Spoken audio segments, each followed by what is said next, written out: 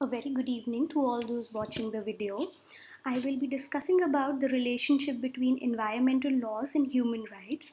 And to begin with, we need to know the meaning of environmental laws in general, which we can say is a collection of laws, certain regulations, agreements that govern how humans interact with their environment. And the purpose of such law, we can say, is to protect and preserve our environment and to make certain rules for how people can use their natural resources. Now, to start with, we need to first get a concept that all the human rights systems in the world, they recognize this right to life as a fundamental right, and this is also recognized in Indian constitution. We are given a fundamental right, which is right to life. Now, when we started to widen the horizon of this right to life, we started to interpret it, we realized that it also includes within itself a right to have a healthy and a pollution free environment. So, this is how the relationship between these two concepts came into existence, and it started to mean that life does not only mean to have a mere animal existence, it means to have a wholesome life. We need to understand that in order to live our life with full dignity and well being, we need to have a healthy and a decent environment, and it is really needed to enjoy our right to life. So these environmental rights are also called as third generation rights. And along with enjoying these rights or our right to life, we also have a duty and a responsibility towards the nature, towards the environment to protect and improve it for the purposes of our own generation and for future generations as well. So this relationship between these two concepts, that in order to enjoy our right to life effectively, we need to have a healthy environment, it was recognized by the world community at the Stockholm Conference that was held in 1972 for the first time officially. Then, in further other conferences like the Brundtland Commission Conference, the Rio Earth Summit, the Johannesburg Summit held in 1983, 92, and 2002, respectively, these all recognized this relationship, and they all collectively aimed at the ideas of sustainable development for environmental protection and economic and infrastructural growth. Then in 2012, the Rio Plus 20 Earth Summit was held. This summit provided us with three pillars of sustainable development, and these are economic progress, social progress, along with environment protection. And it was for the first time in Rio Plus 20 Summit, we recognized that to have a safe drinking water, right to food, right to health, and sanitation, that these four are also our human rights. And Rio Plus 20 Summit aimed at making of green economies where the purpose was environment protection. Then there are certain environmental principles which aim to enhance this relationship between environment and human rights. Now, particularly, all these principles combined, they broadly support the idea that to have a safe and a clean environment, to have a sustainable environment, it is our human right.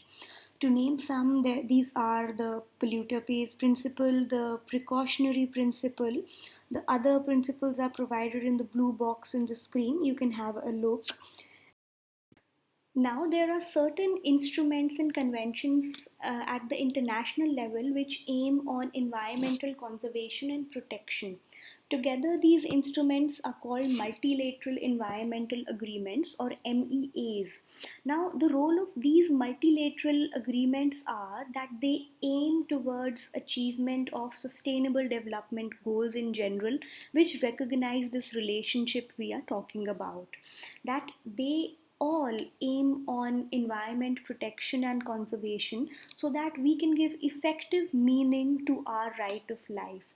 Few of them are provided in the green highlighted color on the screen. You can have a look. Some of them are like Convention on Biological Diversity, Convention to Combat Desertification, then there is a Convention on Migratory Species, there is a Convention on International Trade in Endangered Species. This particular convention, it restricts the trade in endangered species and provide guidelines to the certain trade which is allowed.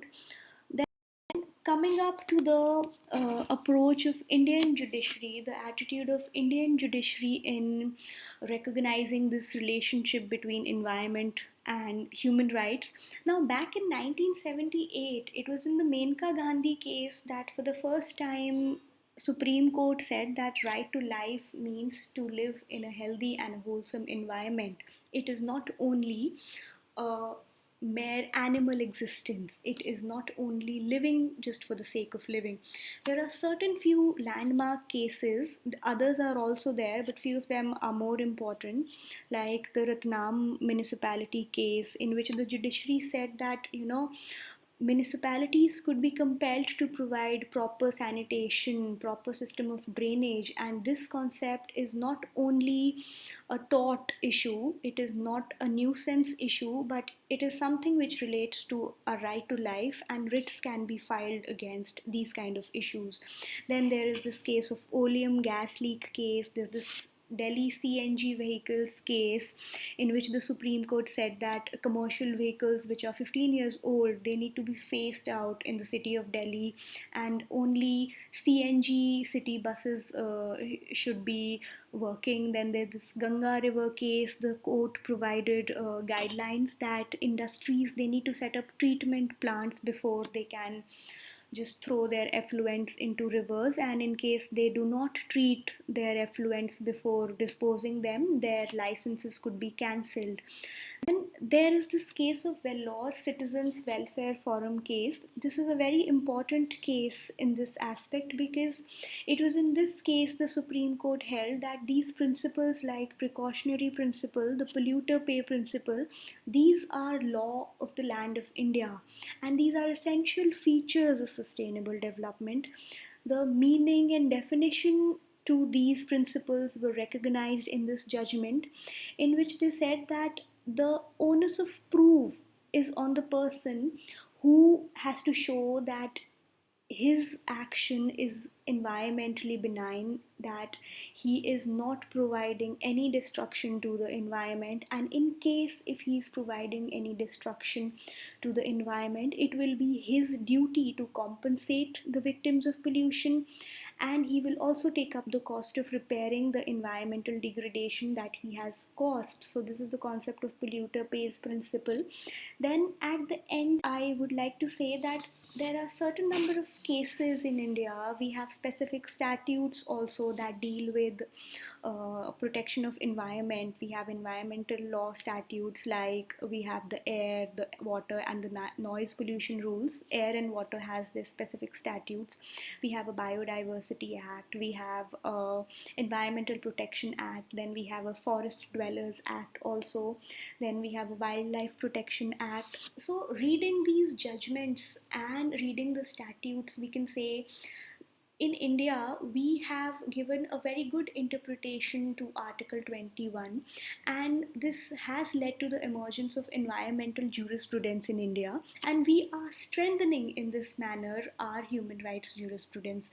Seeing numerous cases on safe drinking water, a pollution free environment, we can say that the status of this right to life and a status of having a good and a healthy environment is our fundamental right to citizens, and the Supreme Court in our country has done a tremendous job in this regard. So that's all for the video. Thank you for watching, and if you are liking it, please hit a like button, and you can comment your doubts or any other queries if you have. Thank you.